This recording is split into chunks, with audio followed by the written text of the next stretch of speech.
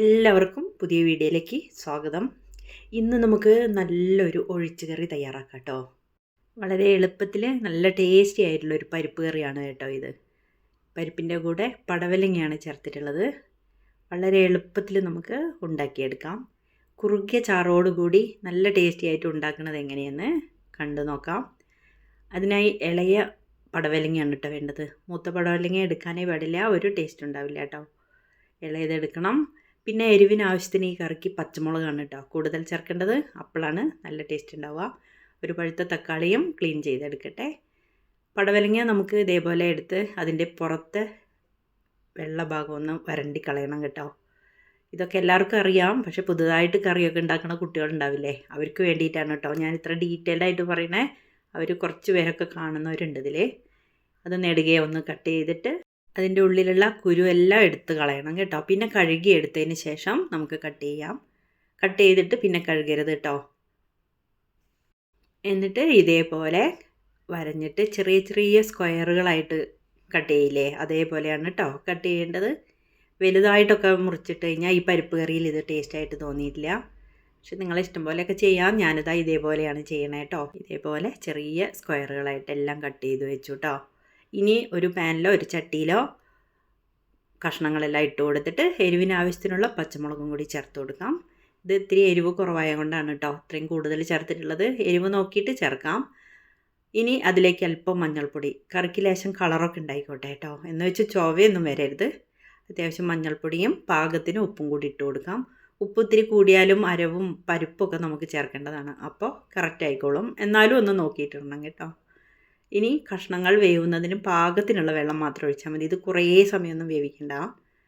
എന്നിട്ടൊന്ന് അടച്ചു വെച്ച് വേവട്ടെ. ആ സമയം നമുക്ക് കുക്കറിൽ പരിപ്പ് വേവിച്ചെടുക്കണം കേട്ടോ. പരിപ്പ് വേവുന്ന സമയം നമുക്ക് അരപ്പ് തയ്യാറാക്കിയെടുക്കാം. അതിനായി അത്യാവശ്യം നല്ല മൂത്ത തേങ്ങ ചിരവിയെടുക്കണം. പിന്നെ ചെറിയുള്ളിയും വെളുത്തുള്ളിയും നല്ല ജീരകമാണ് കേട്ടോ വേണ്ടത്. ചെറിയുള്ളി അത്യാവശ്യം നന്നായിട്ട് എടുത്താൽ നല്ലതാണ്. വെളുത്തുള്ളി ഒരു വലുതാണ് വെച്ചാൽ 2-3 ചുള, ചെറുതായതുകൊണ്ട് ഒരു 3-4 ഞാൻ എടുത്തിട്ടുണ്ട് കേട്ടോ. ഇനി ജീരകം ചേർത്ത് തേങ്ങ നന്നായിട്ടൊന്ന് അരച്ചെടുക്കണം. അതിനുശേഷം ചെറിയുള്ളിയും വെളുത്തുള്ളിയും കൂടി അതിലേക്കിട്ടു. ഒരു ചെറിയൊരു പച്ചമുളകും കൂടി ഞാൻ പൊട്ടിച്ചിട്ടു, മറ്റേതിന് അത്ര എരിവില്ല തോന്നിയിട്ടേ. ഈ സമയം കറിയിൽ നമുക്ക് പഴുത്ത ഒരു തക്കാളി കട്ട് ചെയ്ത് ഇടാം കേട്ടോ. അത് നേരത്തെ ഇട്ടാലും കുഴപ്പമില്ല, ഞാനത് വിട്ടുപോയതാണ്. ഇനി അതൊന്നും കൂടി നന്നായിട്ടൊന്ന് കുക്കായി വരട്ടെ. നന്നായിട്ടൊന്ന് കുക്ക് ചെയ്ത് വന്ന് വെള്ളമൊക്കെ വറ്റി പടവലങ്ങയൊക്കെ വെന്തിട്ടുണ്ടാവും. ഒന്ന് അമർത്തി നോക്കിയാലൊക്കെ മനസ്സിലാവും കേട്ടോ. ഇനി നമുക്ക് പരിപ്പ് വേവിച്ചിട്ടില്ലേ കുക്കറിൽ, നന്നായിട്ട് വേവിച്ചെടുത്ത പരിപ്പ് ഇതിലേക്ക് ചേർത്ത് കൊടുക്കണം. കൂടുതൽ വെള്ളമൊന്നും അതിലും ആക്കരുത് കേട്ടോ, കറക്റ്റ് വേവാനുള്ളത് മാത്രം മതി. ഇനി ഒന്ന് ഇളക്കി യോജിപ്പിച്ച് ഉപ്പൊക്കെ കറക്റ്റാണോ എന്നൊക്കെ ഈ സമയത്തൊന്ന് നോക്കിയിട്ട് വേണമെങ്കിൽ ഒന്ന് ഇട്ട് കൊടുക്കണം. എനിക്ക് വേണ്ടി വന്നു കുറച്ച് ചേർത്ത് കൊടുത്തിട്ടുണ്ട് കേട്ടോ. ഇനി ഒന്നും കൂടി അടച്ച് വെച്ചിട്ട് പരിപ്പും പടവലങ്ങ പീസൊക്കെ കൂടി ഒന്ന് സെറ്റായിട്ട് വരട്ടെ. ഇത് നന്നായിട്ടൊന്ന് വെന്ത് റെഡി ആയിട്ട് വന്നിട്ടുണ്ട്.